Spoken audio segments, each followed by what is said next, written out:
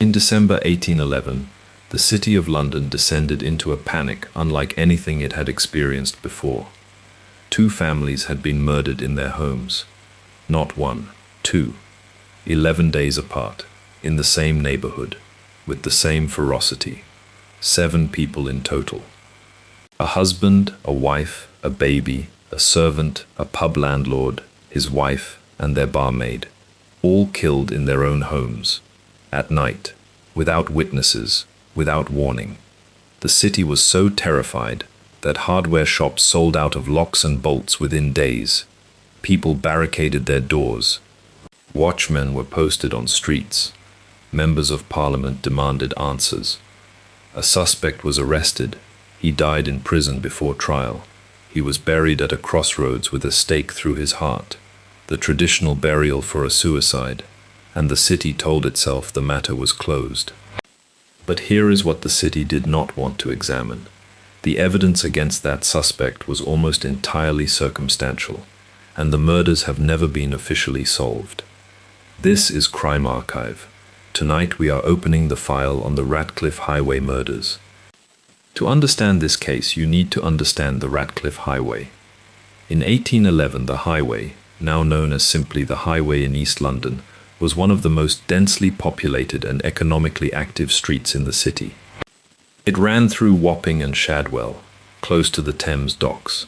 Sailors, merchants, dock workers, and tradespeople filled its streets at all hours. It was noisy, crowded, and commercially vital.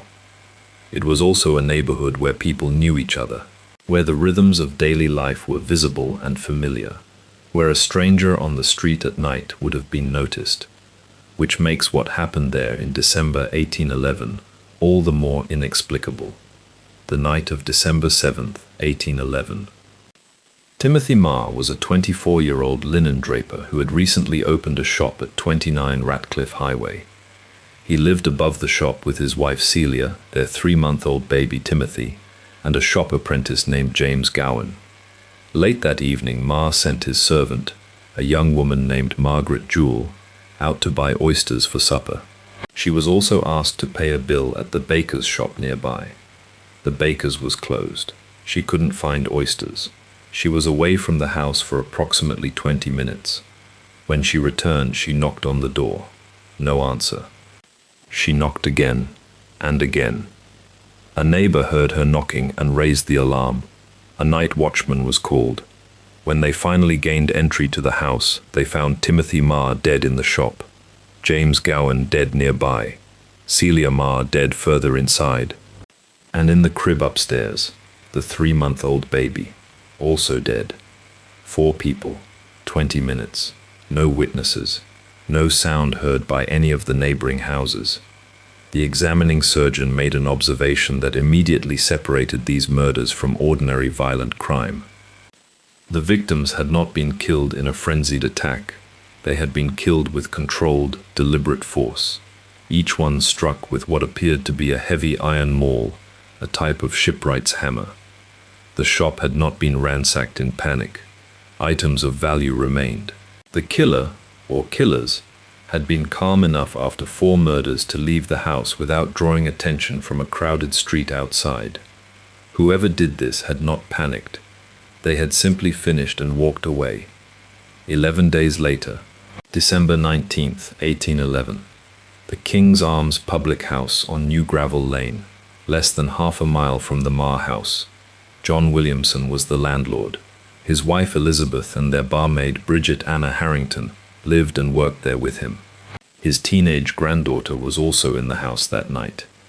A lodger named John Turner heard sounds from downstairs late in the evening. He crept to the top of the stairs and looked down. He saw a man he did not recognize moving through the pub. Turner climbed out of his bedroom window using knotted bedsheets and dropped to the street below. He raised the alarm. When officers entered the King's Arms, they found John Williamson, Elizabeth Williamson, and Bridget Harrington all dead. The teenage granddaughter was found hiding. She was alive, the only survivor of either attack. Here is what made the second murders even more disturbing than the first. John Turner had seen the killer inside the pub. He had looked directly at him from the top of the stairs, and he had climbed out of a window rather than confront him. Later, when investigators asked Turner why he hadn't tried to stop the man or call out from the stairs, Turner's answer was simple. He said that something about the man standing in that pub in the middle of the night made him certain that calling out would have been the last thing he ever did. He could not explain it further than that. He just knew. The investigation was chaotic by modern standards. Hundreds of people were questioned. Dozens were briefly detained. The pressure on investigators from the public, the press, and Parliament was enormous. Eventually, suspicion settled on a man named John Williams, a sailor lodging at a pub called the Pear Tree in Wapping. The evidence against him was thin. A maul matching the type used in the murders had gone missing from the Pear Tree pub around the time of the killings, though several men had access to it. Williams had known Timothy Marr previously. He had no confirmed alibi for either night, and he had been seen in the area. That was essentially it. No physical evidence directly connecting Williams to either scene, no witness who placed him inside either house, no confession. Before he could be brought to trial, John Williams was found dead in his cell. Hanged, apparently by his own hand. The city accepted this as confirmation of his guilt. But here is what historians have been arguing ever since. John Williams' guilt was never established in court. The maul found at the scene had an owner's initials carved into it, and those initials did not belong to Williams. Several witnesses who claimed to have seen Williams near the scenes gave inconsistent accounts that contradicted each other in significant ways. And perhaps most troublingly, at least one contemporary investigator believed the murders could not have been carried out by a single person. The speed, the silence, and the controlled nature of both attacks suggested to him a level of coordination that one man working alone could not have achieved. If John Williams did not act alone, or did not act at all, then whoever was responsible for 14 murders across 11 December nights in 1811 was never caught, never charged, never identified. 7 people died in their own homes in December 1811. A 3-month-old baby in his crib, a young couple who had recently opened a shop, a pub landlord and his wife and their barmaid, an apprentice boy. The city buried John Williams at a crossroads and moved on. But the questions didn't move with him. Who owned them all? Why did the evidence never fully add up? And if Williams had an accomplice, or was innocent entirely, who actually walked away from those houses on those December nights? 214 years later, the Ratcliffe Highway is a quiet East London street. The houses are gone, the pub is gone, the shop is gone, and the answers went with them. Do you think John Williams was guilty? Or did London execute the wrong man and let the real killer disappear into history? Comment the word mysteries below and tell me what you think. I read every single one.